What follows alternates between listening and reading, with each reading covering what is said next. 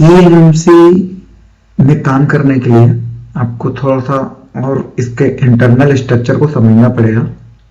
देखिए, जितनी आपको इसकी डेप्थ में नॉलेज रहेगी ना, आप उतने अच्छे से काम कर पाएंगे। इसीलिए मैं थोड़ा डेप्थ तक लेके जा रहा हूँ। हालांकि हमको मैन्युफैक्चरिंग लेवल में काम नहीं करना है, लेकिन उसके बारे में जानकारी तो होनी चाहिए। तो मैं आपको इस ईएमएमसी के जो इंटरनल स्ट्रक्चर है उसके बारे में आपको मैं कुछ चीज़ें बताना चाह रहा हूँ, जिसके लिए मुझे आपको थोड़ा बैक आना पड़ेगा। देखिए, आपने कंप्यूटर में हार्ड डिस्क देखी होगी। इस तरह की हार्ड डिस्क हमारे कंप्यूटर में यूज होती है, आपने देखी होगी।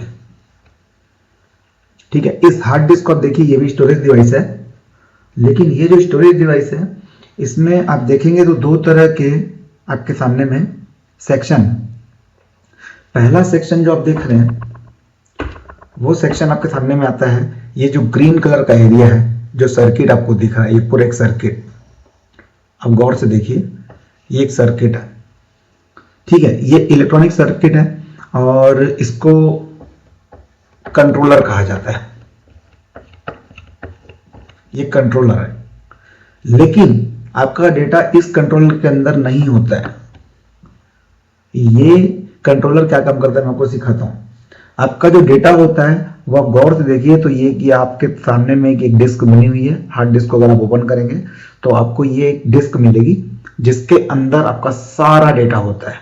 यहां पे डेटा वो जाके स्टोर होता है। बट किसी भी चीज को काम करने के लिए पावर की आवश्यकता होती है, सप्लाई की जरूरत होती है। तो क्या होता है कि इस हार्ड डिस्क को प्रोसेसर के साथ कंबाइन करने के लिए, मान लीजिए कि आपका एक प्रोसेसर है, चाहे वो मोबाइल का हो चाहे वो कंप्यूटर का हो, हम इसको सीपीयू बोलते हैं। ठीक है, अब इस सीपीयू से कम्युनिकेशन के लिए क्या होता है कि आपका ये सर्किट डिजाइन होता है। जो ये सर्किट पावर सप्लाई मैनेज करने के बाद और पूरे कमांड एक्सेप्ट करने के बाद आपके इस हार्ड डिस्क के ऊपर डेटा जो है वो क्या करता है, स्टोर करता है। तो आपकी हार्ड डिस्क में देखा जाए तो दो पार्ट हो गए हैं। दो पार्ट मतलब आपके सामने में मैं आपको दिखाता हूं।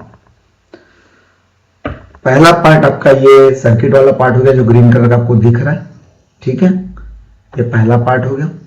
और दूसरा पार्ट आपके सामने में जो ये सीडी कलर की दिख रही है।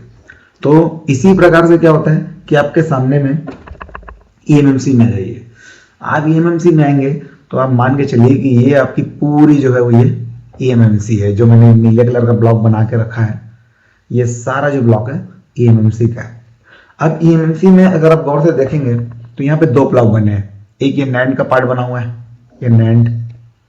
दूसरा ये ईएमएमसी कंट्रोलर। तो सेम कंट्रोलर भी क्या होता है, आपके सीपीयू के साथ जोड़ने के लिए ये पावर सप्लाई को रेगुलेट करेगा, मेंटेन करेगा। तो ये ईएमसी कंट्रोलर है, मतलब ईएमसी की सारी चीजों को, सप्लाई वगैरह को ये चीज कंट्रोल करेगी। अगर आप नीचे देखेंगे तो आपके सामने में मैंने स्ट्रक्चर बनाया है। ये भी एक मेमोरी ही मान लीजिए, एक मेमोरी है, नैंड मेमोरी। इस नैंड मेमोरी में आपके सामने में ये आपका यूजर एरिया है, जिस पे आप एक्सेस कर सकते हैं। ठीक है, ये ईएमएमसी का कंट्रोलर है। हम इस पे एक्सेस नहीं कर सकते हैं, ये डायरेक्ट पावर और सीपीयू के साथ कनेक्टेड होता है। हम जब भी ईएमएमसी पे काम करते हैं तो आप एक चीज का ध्यान रखेंगे कि हम सिर्फ इस पे एक्सेस कर सकते हैं। ये हमारा एक्सेस एरिया है, नैंड फ्लैश। ठीक है, आप आगे आएंगे तो यहाँ पे मैंने थोड़ा इंजीनियरिंग डायग्राम रख दिया है। इसको आपको डेप्थ में समझने की जरूरत नहीं है। ये सेम वही चीज है, ये ईएमएमसी का कंट्रोलर एरिया है और ये आपका नैंड एरिया। आगे चलते हैं। अब देखिए, ये जो आपकी ईएमएमसी है, ये जो आपकी ईएमएमसी है, ये सीपीयू के साथ कनेक्टेड होती है। सीपीयू के साथ देखेंगे तो ये तीन लाइंस आपको दिखा रही है। पहली जो ये, दूसरी आपकी ये, तीसरी ये, यानी सीएमडी, क्लॉक और डेटा। तीन लाइंस आपको दिख रही है यहाँ पे। अब ये तीनों लाइंस जो होती है वो सीपीयू के साथ कनेक्टेड होती है। यहां पे होता यह है कि जो डेटा होता है वो यहां से जाता भी है और यहां से आता भी है। तो ये सीपीयू जो होता है इसको हम होस्ट भी बोलते हैं। नीचे अभी मैंने देखेंगे, मैंने इसको होस्ट भी लिखा है क्योंकि ये सबको होस्ट करता है।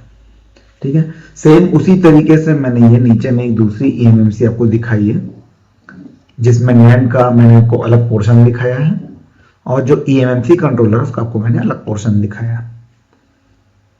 तो कंफ्यूज नहीं होना है आपको, सिर्फ आपको ये नॉलेज रखनी है कि हम नैंड फ्लैश पे ही एक्सेस कर पाते हैं और एक इलेक्ट्रॉनिक ईएमएमसी कंट्रोलर भी आपके ईएमएमसी के अंदर होता है। कैसे होता है मैं आपको आगे दिखाता हूं।